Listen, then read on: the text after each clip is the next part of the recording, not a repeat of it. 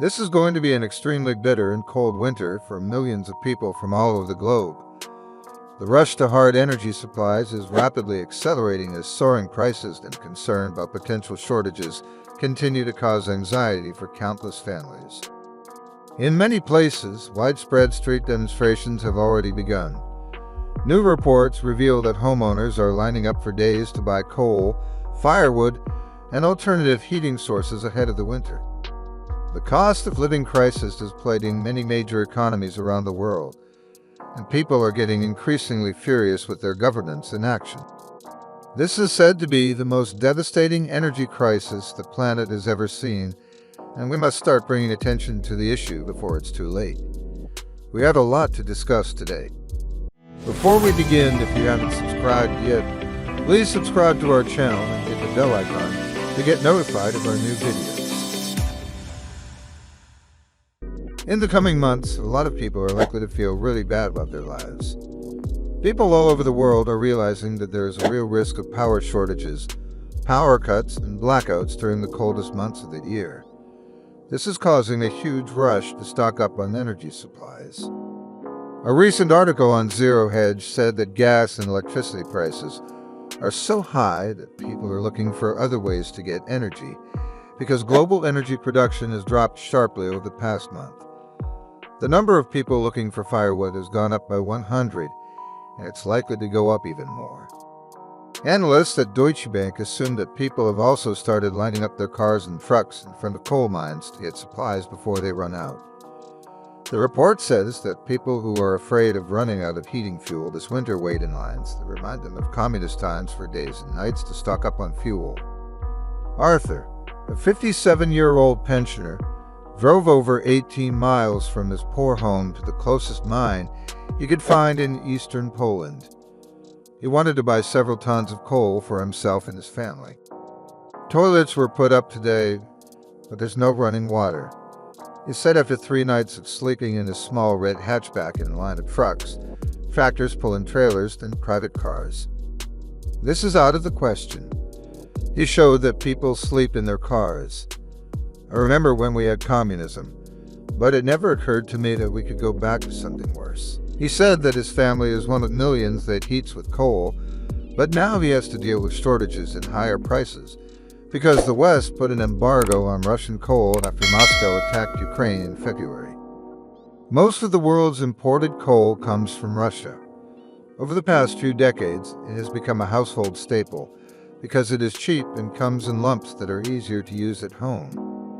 At this point, high demand is forcing mines to limit supplies or sell small amounts of fuel to individuals through online platforms. Arthur, who didn't want to give his full name, said in the report that he had gathered paperwork from his extended family so that he could pick up all of their fuel allotments at once. One spokesperson told Reuters that the limits are in place to stop people from stockpiling and selling tickets on the black market to make money, or even from selling spots in the line. The waiting time is now up to a week, the source said, and Russian imports have been going down since January, when Moscow started using rail trucks to move its military. But the embargo that went into effect right away and turned the market upside down is the main reason for the shortage, he told Reuters. He said that as many as 60% of people who use coal to heat their homes may be in energy poverty. But analysts at 𝐦𝐤 say even though it's hard for these households to buy the things they need, they're probably in better shape than those that rely on natural gas, whose price is going up by 10 to 20% every day and is now so high that it's almost in the stratosphere all over the world, including in the United States. Energy prices are going up so fast that they are already hurting the economy and putting pressure on politicians to solve the problem. With winter coming up in a few months, the price of natural gas was about 6 times higher on Monday than it was at the same time last year. Before peak winter demand, fear is spreading across the world because many families are shocked by the size of their energy bills, and a strong backlash has been building in some places. In fact, a separate Reuters report said that very large protests are happening in a number of different countries. Don't Pay UK, a grassroots group in the UK, wants people to stop paying their energy bills on October 1. Meanwhile, the Enough is Enough campaign, which is backed by trade unions, started a series of rallies and actions in mid-August to call for pay raises, rent caps, cheaper energy, and food.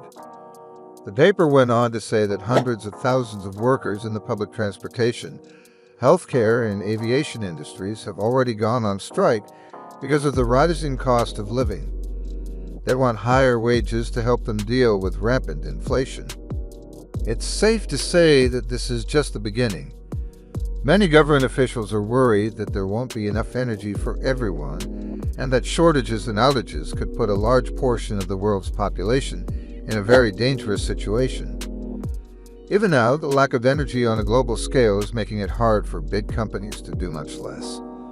𝐦𝐨𝐬𝐤𝐞, one of the biggest chemical companies, said in a statement last week that high gas prices have caused it to stop making some of its most important products and cut back on ammonia production. Geopolitical strategists say that if the Ukraine crisis isn't solved quickly, there won't be enough energy for everyone for a long time. During the upcoming winter in Europe, it is going to be necessary for a great deal of families to make further sacrifices. During the first cabinet meeting that his government held after the summer break, French President Emmanuel Macron issued a stern warning on the previous Thursday about what he referred to as the end of abundance. In front of ministers in the Elysee, the president delivered a speech in which he stated that the nation had reached a critical juncture and was facing a challenging winter, as well as a new age of instability as a result of climate change and the loss of energy supplies from Russia. In light of the fact that we are already witnessing an increase in people's level of irritation, it is quite unlikely that the populace will deal with the end of the era of abundance very well. At the same time, the cost of energy in the United States is climbing to heights that have never been seen before. On the basis of the rage that we are currently witnessing, I do not believe that the people of Europe are going to be able to deal with the end of the era of abundance very well. The price of natural gas in the United States hit a record high in 2018, reaching $10 per million British thermal units.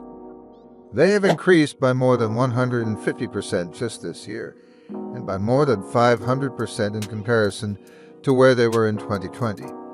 When you consider that more than half of the population of the United States heats their houses with natural gas, this is a very concerning finding. This is particularly alarming information for people at the bottom of the economic food chain, as it is currently predicted that they will spend approximately 70% of their wages on energy alone. This comes at a time when 1 in every 6 households across the country is behind on payments for their utilities and faces the possibility of having their power cut off. If things are already becoming progressively worse and are on the verge of becoming disastrous, what will occur when energy prices increase by another 50% or more this winter? The phrase "tsunami of shadows" is being used quite literally by industry professionals to characterize what is on the horizon. And this is in no way an exaggeration. The truth is that when a lot of people can't even pay for the most basic things, it's a recipe for civil unrest and chaos on the streets.